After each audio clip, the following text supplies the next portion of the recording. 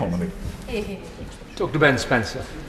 Thank you, Mr. Deputy Speaker, and it's always a pleasure to follow the Right Honourable Member opposite from East Ham, and I have the pleasure of serving on the Select Committee which he chairs, and I listened very carefully to the points that he made in the debate, and like him, I intend to focus on the elements in terms of support to work and back into work. But before I do so, I would just like to say how much I welcome today's statement and the measures which will have a huge impact for people across the nation, but also, of course, in my constituency.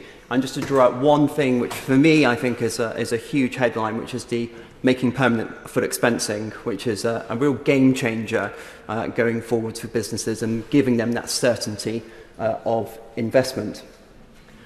Now, for my comments, I want to talk about essentially what I see is the social contract, which is we strive for equality of opportunity. We make sure we knock down barriers that people have in the way in terms of getting on life and getting on employment. We support them, but we also make sure that there is a safety net, so that if things don't work out, if people become ill, there's a safety net to catch them and help them through. And I think that's really important. And one of the core reasons for people to drop out of employment, a very common one, is illness and disability. Now, one of the most important outcomes following becoming unwell in someone's treatment pathway is to get them back into work. And why is that?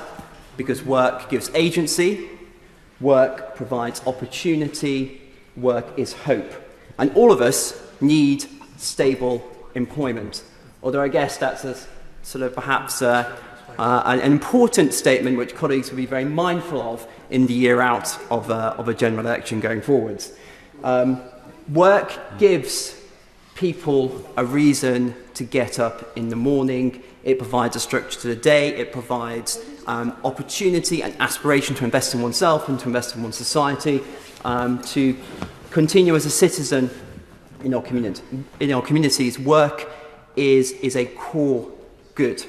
And it's absolutely right that we do everything we can to support people back into work, to support people into work for the first time, and to help people who are struggling in work to make sure they stay in employment.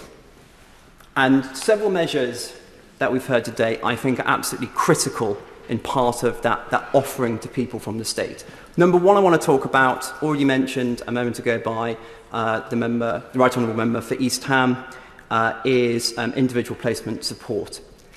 This is an incredibly good package. There's a huge evidence base behind it now about supporting people into work, but critically retaining employment, which often is the real challenge. It's not just about getting a job, it's about being able to sustain that employment and making sure it works out. I've been calling for this for years. In fact, I remember years ago, before I was an MP, learning about IPS and the benefits and just what an important package it is to support people in employment. In my constituency, we have a branch of the Richmond Fellowship, and that team there, based in Chertsey, they do fantastic work, and they've spoken to me about the importance of IPS and what that will deliver to help people back into work and to continue to work. Also, number two would be the expansion of broad support packages, and particularly I'm interested in the reforms to the FitNote system to try and get better pathways between health and social care, integrated care systems and DWP. You know, we still have very siloed institutions, and anything that can help all that work together, because it's a full package and it working holistically, is going to lead to improvements.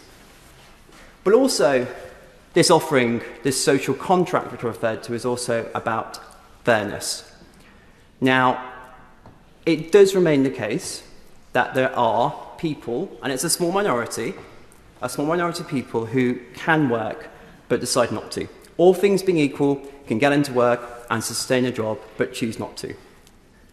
I don't think that it's fair to ask my taxpayers, our taxpayers, to pay taxes which they can't refuse to pay, which they have to do, and that tax to subsidise someone's decision to exit the employment market.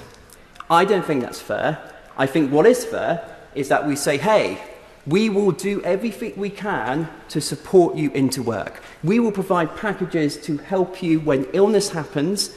Either if it's too much and you can't work because the illness is so severe, we'll support you, or, and the primary focus, we will support you in terms of making sure you can get back into work and you can get better, and that's part of your recovery plan going forwards. But if you don't want to be part of that, and you can, then that's not fair to ask other people to subsidise that lifestyle choice. And I would absolutely, 100%, I do absolutely 100% support reforms going forwards, which is fair not only for people who are in receipt of benefits, who are living with complex illness, but also for our society as a whole. Thank you very much.